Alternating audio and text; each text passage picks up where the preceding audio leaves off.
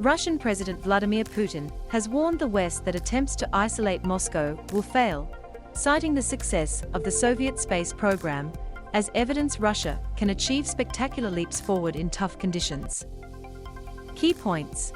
The Russian and Belarusian presidents visited the Vostochny Cosmodrome on the 61st anniversary of Yuri Gagarin becoming the first man in space. Mr. Putin said he had no doubts Russia would achieve all of its objectives in Ukraine. Belarus President Aleksandr Lukashenko downplayed concerns about sanctions. On Tuesday, 61 years to the day since the Soviet Union's Yuri Gagarin blasted off into the history books by becoming the first man in space, Mr. Putin traveled to the Vostochny Cosmodrome in Russia's far east, 5,550 kilometers from Moscow. The sanctions were total. The isolation was complete, but the Soviet Union was still first in space, Mr. Putin said, according to Russian state television. We don't intend to be isolated.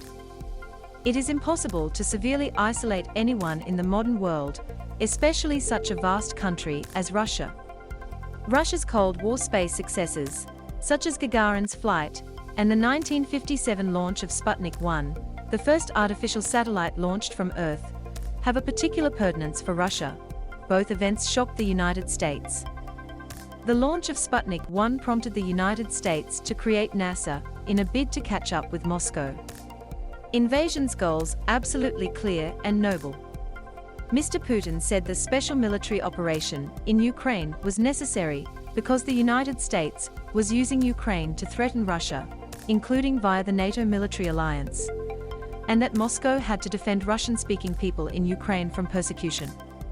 He said that he had no doubt Russia would achieve all of its objectives in Ukraine, a conflict he cast as both inevitable and essential to defend Russia in the long term.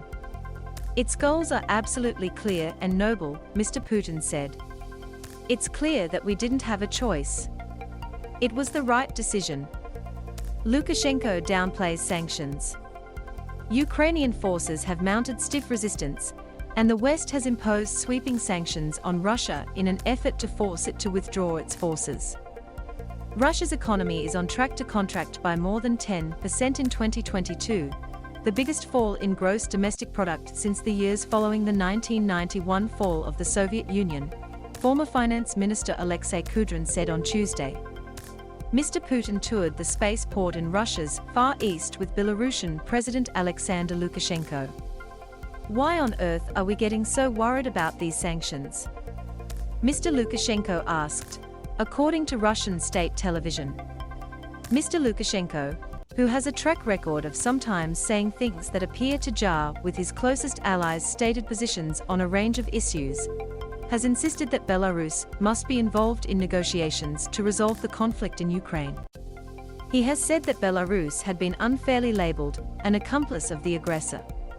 Vladimir Putin and Alexander Lukashenko met with Roscosmos Director General Dmitry Rogozin at the construction site of the launch complex at the Vostochny Cosmodrome.